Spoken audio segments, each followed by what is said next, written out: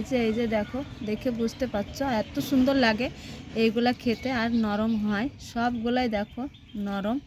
এই মজাদার রেসিপি বানানোর জন্য দিয়ে দেবো আতপ চালের ময়দা। ময়দাতে দিয়ে দেবো স্বাদ বুঝে একটু লবণ দিয়েছি। এবার হ্যান্ড উইচ দিয়ে খুব ভালো করে মিশিয়ে নেব বন্ধুরা। আর নর্মাল গরম জল দিয়ে হ্যান্ড উইচ দিয়ে আটাটাকে আমি খুব সুন্দর করে একটু ফেটিয়ে, ময়দাটা একদম ভিজিয়ে নিয়েছি। এবার কাপ মেপে আবারও এখানে 1 কাপ জল দিয়ে দিব। জল দিয়ে একটা পাতলা ব্যাটার তৈরি করে নেব। 1 কাপ মতো জল দিয়ে দিয়েছি। এবার পাতলা একটা সুন্দর ব্যাটার তৈরি করে নিতে হবে। আরও ভালোভাবে ফেটিয়ে নেওয়া হবে, তত খাবারটা খুব ভালো স্মুথ হবে বন্ধুরা, আর দারুণ লাগে খেতে।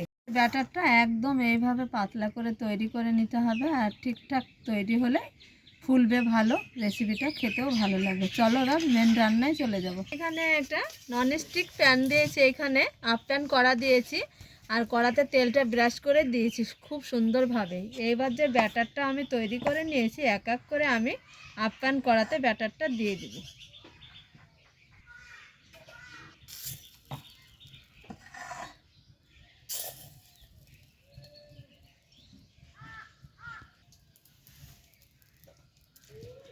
তো দেখো সবগুলো দিয়ে দিয়েছি। এবার একটা ঢাকনা দিয়ে ঢেকে দিব। ও ঢাকনাটা তুলে তোমাদের দেখাবো যে কতটা সুন্দর হয়েছে আর ফুলেছে। এই যে নিশ্চয় দেখে তোমরা বুঝতে পারছো, এই যে খুব সুন্দরভাবে এই যে দেখো উঠছে, সবগুলো একইভাবে উঠবে। এই যে দেখো, তো বন্ধুরা দেখো সবগুলো একইভাবে তৈরি করে নিয়েছি, আর দেখো কতটা সুন্দর হয়েছে। এই যে দেখো, দেখে বুঝতে পারছো এত সুন্দর লাগে এইগুলা খেতে, আর নরম হয় সবগুলাই। দেখো নরম, এই যে জালিদার, আর চেহারাটা দেখো, কালারটা দেখো, দেখে বুঝতে পারছো তোমরা।